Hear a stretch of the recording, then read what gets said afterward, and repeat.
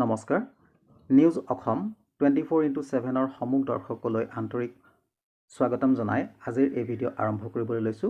Video' আৰম্ভ কৰাৰ আগতে দৰ্শকসকলৰ মই এটি বিনম্ৰ অনুৰোধ কৰিব বিচাৰিছো, যদি আপোনালোকে ভিডিঅ'টো চাই ভাল পায় তেনেহ'লে এটা লাইক কৰিব আৰু যদি চেনেললৈ প্ৰথমবাৰৰ কাৰণে আহিছে চেনেলটো সাবস্ক্ৰাইব কৰি বেল আইকনটো প্ৰেছ কৰি ল'ব, যাতে অনাগত দিনত আপোনালোকে এনে ধৰণে নিতৌ এই ভিডিঅ'সমূহ সময় পাই থাকে।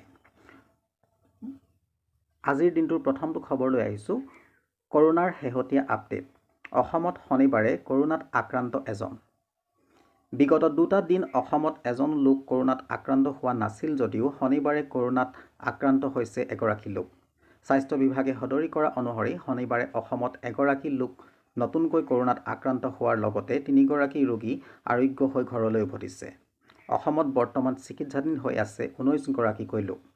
উল্লেখ কৰা প্ৰয়োজন যে শনিবাৰে আক্ৰান্ত হোৱা লোকগৰাকী হৈছে কামৰূপ মেট্ৰৰ।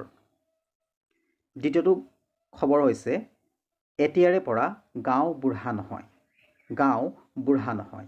এতিয়াৰে পৰা 65 বছৰৰ তলৰ আদহীয়াইহে পালিব গাঁও প্ৰধানৰ দায়িত্ব। বিশ্ববিদ্যালয় আৰু চিকিৎসা মহাবিদ্যালয়ৰ অধ্যাপক বয়সৰ ঊৰ্ধ্বসীমা বৃদ্ধি কৰাৰ বিপৰীতে এইবাৰ চৰকাৰে ৰাজ্য গাঁওসমূহৰ পূৰ্বৰে পৰা গাঁওবুঢ়া ৰূপে পৰিচিত গাঁও প্ৰধানসকলৰ বয়সৰ ঊৰ্ধ্বসীমা নিৰ্ধাৰণ কৰিছে। সেই মৰ্মে ৰাজপত্ৰৰ দ্বাৰা ঘোষণা কৰা বিধি অনুসৰি ৰাজ্যৰ 26,349খন ৰাজহ গাঁৱত বৰ্তমানলৈকে গাঁওবুঢ়া হিচাপে কাৰ্যনিৰ্বাহ কৰি থকা এই গাঁও প্ৰধানসকলৰ বয়সৰ সৰ্বোচ্চ সীমা হ'ব 65 বছৰ। অৰ্থাৎ 65 বছৰ বয়সৰ ওপৰৰ কোনো লোকে গাঁৱত গাঁওবুঢ়া হিচাপে কাৰ্যনিৰ্বাহ কৰিব নোৱাৰিব। ইয়াৰ আগলৈকে প্ৰচলিত পৰম্পৰা অনুসৰি একোখন গাঁৱৰ ৰাইজে নিৰ্বাচন কৰা গাঁওবুঢ়াজনৰ কাৰ্যকাল বয়সৰ দ্বাৰা ধাৰ্য কৰা হোৱা নাছিল। আনকি বহু ক্ষেত্ৰত এয়া বাপেকৰ পিছত পুতেক হোৱাৰ পৰম্পৰা পৰিচালিত আছিল। পিতৃৰ মৃত্যু হোৱাৰ পিছত পুত্ৰই সেই দায়িত্ব লাভ কৰিছিল। অতীজতে গাঁওখনৰ শান্তি শৃংখলা বৰ্তাই ৰখাৰ বাবে প্ৰভাৱশালী বয়োজ্যেষ্ঠজনক গাঁওবুঢ়া ৰূপে নিৰ্বাচন কৰা হৈছিল আৰু তেওঁৰ বাবে সেয়া আছিল গাঁও সেৱা।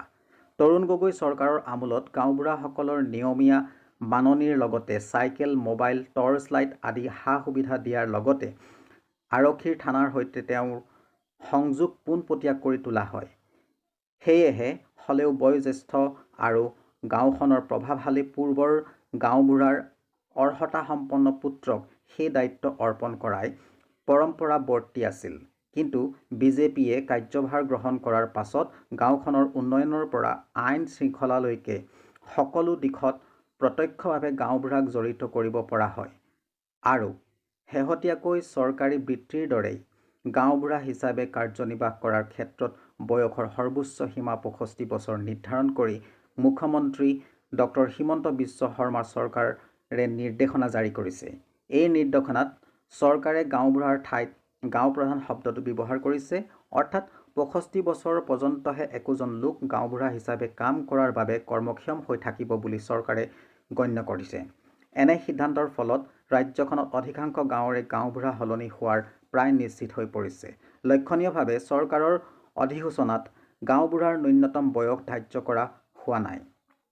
এতিয়ালৈকে ষষ্ঠ অনুসূচীভুক্ত এলেকাতহে গাঁওবুঢ়াক গাঁওপ্ৰধান বুলি কোৱা হৈছিল আৰু তেওঁৰ নাম বা উপাধিৰে গাঁওখনৰ নামো নামাঙ্কিত কৰা হৈছিল। চৰকাৰৰ এনে সিদ্ধান্তই যে তাৎক্ষণিকভাৱে ষষ্ঠবৰ্ষীভুক্ত এলেকাত তীব্ৰ প্ৰতিক্ৰিয়াৰ সৃষ্টি কৰিব সেয়া নিশ্চিত। এইবাৰ আহিছোঁ তৃতীয়টো খবৰলৈ।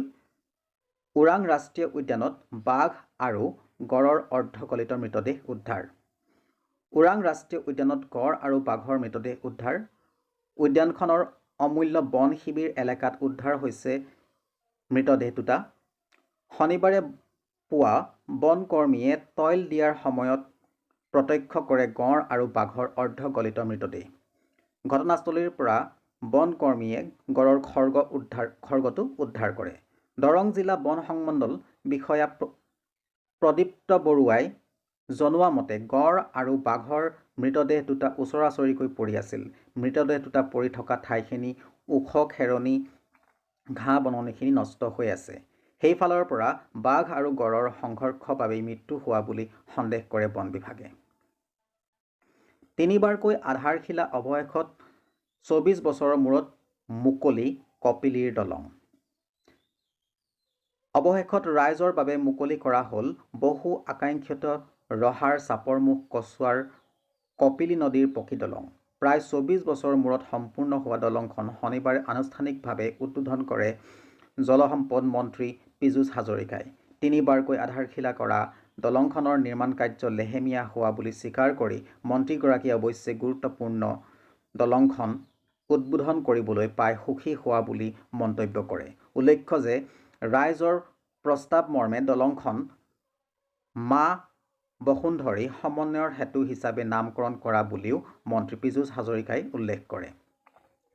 এই দলংখন নিৰ্মাণে ৰহাৰ লগতে পশ্চিম কাৰ্বি আংলং জিলাৰ জনসাধাৰণক যাতায়াত যন্ত্ৰণাৰ পৰা মুক্ত দিলে।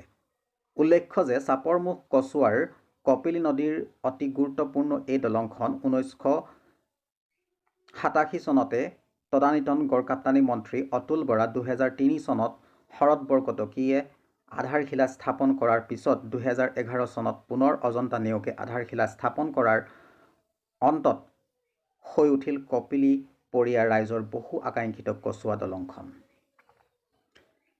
পিছৰটো খবৰ আছে, বটদ্ৰৱা আৰক্ষীৰ ড্ৰাগছ বিৰোধী অভিযানত গ্ৰেপ্তাৰ আজমল হুছেইন।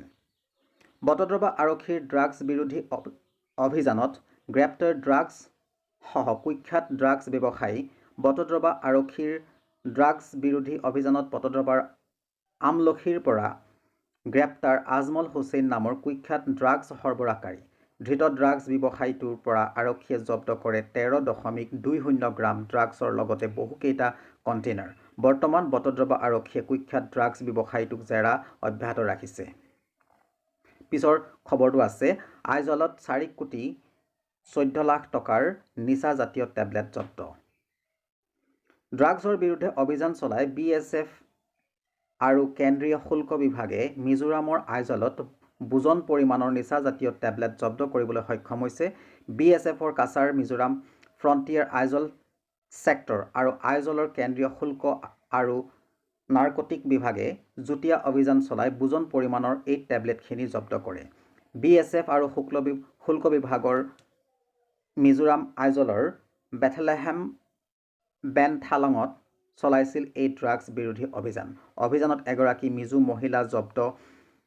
মহিলাৰ পৰা জব্দ কৰা হয় 82,951 টকা ম্যানমাৰত প্ৰস্তুত কৰা ইয়াবা টেবলেট। টেবলেটখিনি ওজন 7.541 কিলোগ্ৰাম বুলি সদৰি কৰিছে BSFে। টেবলেটৰ সৈতে গ্ৰেপ্তাৰ কৰা হৈছে ড্ৰাগছ ব্যৱসায়ী মিজো মহিলাগৰাকীক। ধৃত মহিলাগৰাকীৰ নাম মিছ জাৰজলিয়ানী বুলি জানিবলৈ দিয়ে BSFে। জাৰজলিয়নীয়ে ঘৰ আইজলৰ বেথলেহেমৰ বেনথালাঙত এজন ড্ৰাগছ ব্যৱসায়ী দিবলৈ অনাৰ সময়ত জব্দ কৰা হৈছে টেবলেটখিনি। জব্দকৃত টেবলেটৰ মূল্য 4,14,75,500 টকা হ'ব বুলি সদৰি কৰিছে BSFে।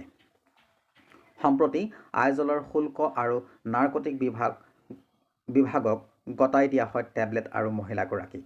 এই সংক্ৰান্তত BSFে এখন এজাহাৰো দাখিল কৰিছে শুল্ক আৰু নাৰ্কটিক বিভাগত। ইয়াৰ পিছৰ খবৰটি হৈছে, কলিয়াবৰত মাইক্ৰ' ফাইনেন্স চেক বিতৰণ কৰিলে মন্ত্ৰী কেশৱ মহন্তই। কলিয়াবৰত শনিবাৰে অসম মাইক্ৰ' ফাইনেন্স উদগনি আৰু সকাহ আঁচনি 2021ৰ শুভাৰম্ভণি কৰিলে স্থানীয় বিধায়ক তথা মন্ত্ৰী কেশৱ মহন্তই। নিয়মীয়া ঋণ পৰিশোধ কৰা ৰাজ্যৰ 11 লাখ প্ৰথম শ্ৰেণীৰ হিতাধিকাৰীৰ বাবে ৰাজ্য চৰকাৰে আগবঢ়োৱা অসম মাইক্ৰ' ফাইনেন্স উদগনি আৰু সকাহ আঁচনিখন শনিবাৰে আনুষ্ঠানিকভাৱে শুভাৰম্ভ কৰি মন্ত্ৰী মহন্তই কয় যে কলিয়াবৰ বিধানসভাৰ সমষ্টিৰ প্ৰায় 7,000 মহিলা এই অসম মাইক্ৰ' ফাইনেন্স উদগনি আৰু সকাহ আঁচনিখনৰ জৰিয়তে উপকৃত হ'ব।